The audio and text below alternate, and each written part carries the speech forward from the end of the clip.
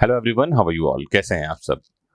वैदिक शिक्षा के आज के सेगमेंट में मैं आज आपको बताने वाला हूं कि स्टाम्प पेपर क्या होते हैं, स्टाम्प पेपर का यूज कहाँ किया जाता है और असली और नकली स्टाम्प पेपर में आप कैसे डिफरेंशिएट कर पाएंगे। तो स्टाम्प पेपर जो है एक सरकारी कागज है जिसमें विशेष मूल्य के रेवेन्यू टिकट जो है वो प्रिंट होते हैं सरकार को, जिसका राजस्व जाता है। किसी भी तरह के शपथ पत्र, घोषणा पत्र, एफिडेविट जिसे आप कहते हैं, या कॉन्ट्रैक्ट या डीड जो है जिसको आप लीगलाइज करना चाहते हैं, जिसकी रजिस्ट्री करवाना होता है या जिसको नोटराइज करवाना होता है, ये सारी चीजें स्टाम्प पेपर में बनती हैं। नकली स्टाम्प पेपर बनाना अपने आप में अपराध है। सेक्शन 255 आईपीसी में इसके लिए सजा का प्रावधान है। तो आपको जानना चाहिए कि असली स्टाम्प पेपर क्या होता है और क्या इसका उपयोग है। अब्दुल करीम तेलगी एक ऐसा नाम है जिसने नकली स्टाम्प पेपर का एक बड़ा अपराध पूरे देश भर में किया और उसको 10 साल तक का कारावास नकली स्टाम्प पेपर के लिए हुआ था।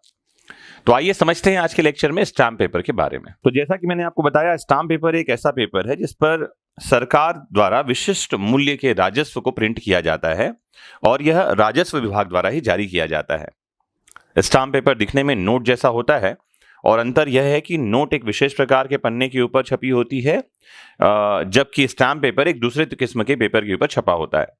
इसके ऊपर लिखा होता है जैसे इंडियन, नॉन जुडिशियल आदि। स्टाम्प पेपर की सुरक्षा के लिए इसमें सुरक्षा धागा भी होता है। सुरक्षा धागा यानी कि सिक्योरिटी थ्रेड। आपको बता दूं कि अब जो है अधिकतम 100 रुपए मूल्य तक के स्टैम्प पेपर प्रिंट हो रहे हैं। उससे ऊपर के स्टैम्प पेपर चाहिए तो ई स्टैम्प मिलेंगे, फिजिकल स्टैम्प नहीं मिलते हैं। जानते हैं स्टैम्प पेपर का इस्तेमाल कहाँ होता है? राज्य सरकार द्वारा राजस्व विभाग के जरिए जो स्टैम्प पेपर जारी किए जाते हैं उनका उपयोग कानूनी दस्तावेजों में किया जाता है। और जैसा कि मैंने अभी बताया, शपथ पत्र में, एग्रीमेंट में, किसी तरह के कॉन्ट्रैक्ट में, खरीदी और बिक्री का जो डीड होता है उस पर, मुख्तारनामा जिसे हम पावर ऑफ अटॉर्नी कहते हैं उसमें, कोई डिक्लेरेशन करना है उसमें, इन सब में स्टैम्प पेपर के यूज किए जाते हैं। अब इसमें आपको यह भी जानना चाहिए कि रेवेन्यू टिकट क्या होता है। रेवेन्यू टिकट चौकोर सा दिखने वाला एक छोटा सा डाक टिकट जैसा होता है, जैसा कि आप स्क्रीन में देख पा रहे हैं। इसमें नीचे की ओर सत्यमेव जयते लिखा होता है। इसमें रेवेन्यू कितने रुपए का पे किया जा रहा है, गवर्नमेंट को कितने रुपए का रेवेन्यू जा रहा है, यह भी टिकट पर उसका मूल्य अंकित होता है। इसे आम बोलचाल में रसीदी टिकट भी कहा जाता है। अब एक क्वेश्चन ये आता है कि स्टैम्प पेपर कहाँ से मिलता है और ये किससे खरीदना चाहिए। तो स्टाम्प पेपर के लिए स्टाम्प पेपर के वेंडर्स होते हैं जो गवर्नमेंट ऑथराइज्ड होते हैं। ये हर कहीं से नहीं खरीदा जा सकता। स्टाम्प पेपर जिस दिन खरीदा जा रहा है उस पर उसकी डेट होनी चाहिए, उसकी एंट्री जो है एक रजिस्टर में होगी। स्टाम्प पेपर आप हर कहीं से नहीं खरीद सकते।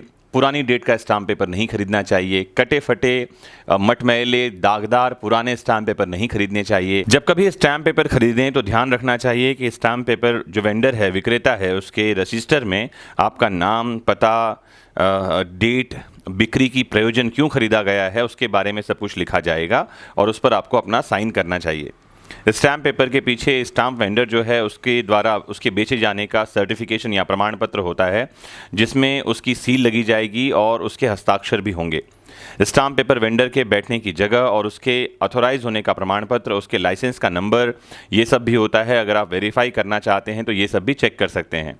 स्टाम्प पेपर चाहे आप कोषागार से खरीदें या फिर ऑथोराइज्ड वेंडर से, आप ध्यान रखने की ज़रूरत है कि जो उसमें अमाउंट लिखा होगा, धनराशि लिखी होगी, वो ही आपको अदा करनी चाहिए। कई बार ऐसा देखने में आता है कि 100 रुपये के स्टैम्प पेपर के लिए 150 रुपये या 200 रुपये ले लिए जाते हैं। ये सही नहीं है। स्टैम्प पेपर में जो अमाउंट लिखा होगा वही अमाउंट देना होता है और इसमें ही वेंडर का कमीशन भी इंक्लूडेड होता है। आपको ये जानकारी दे दूं तो जो अमाउंट स्टैम्प पेपर में लिखा हुआ है वो उसका मैक्सिमम रिटेल वैल्यू है, एमआरपी है, वो उससे ज़्यादा की धनराशि नहीं दी जानी चाहिए। यदि आपको इस बात पर कोई डाउट है कि जो स्टैम्प पेपर आपने खरीदा है वो असली है या उसके असली होने पर संदेह है तो आपको डिस्ट्रिक्ट मजिस्ट्रेट को, डीएम को या एसडीएम के ऑफिस में इसकी शिकायत करनी चाहिए। साथ ही एक बात और ध्यान रखनी चाहिए आपको कि जैसे मैंने बताया, स्टैम्प पेपर आप खरीद रहे हैं तो जो उसमें मूल्य अंकित है, जो उसमें प्राइस लिखा हुआ है, उससे ज़्यादा की प्राइस नहीं देनी होती है। ठीक उसी तरह अगर कोई उससे कम कीमत पर बेच रहा हो तो उससे भी लेना नहीं चाहिए। कारण है कि उसके नकली या फर्जी होने की संभावना है। तो किसी ने मुझे पूछा ही था कि सर स्टैम्प पेपर क्या होते हैं और कैसे और कहाँ से स्टैम्प पेपर लिए जाते हैं। तो बहुत छोटी सी बात है ये, लेकिन मैंने सोचा इस बारे में जानकारी दे दी जाए, क्योंकि बहुत लोगों को यही नहीं पता होता कि स्टैम्प पेपर का जो मूल्य है उससे ज़्यादा मूल्य देना नहीं होता है, लेकिन फिर भी लोग सुविधा की दृष्टि से दे देते हैं। ऐसा देखने में आता है कि 100 रुपये का स्टैम्प पेपर 150 रुपये में और 20 रुपये वाला स्टैम्प पेपर 50 रुपये में आमतौर पर लोग बेचते रहते हैं स्टैम्प वेंडर्स। तो बिल्कुल अपने अधिकारों को जानें, कानून व्यवस्था को जानें और जुड़े रहें अपने फेवरेट प्लेटफॉर्म वैदिक शिक्षा से। नमस्कार।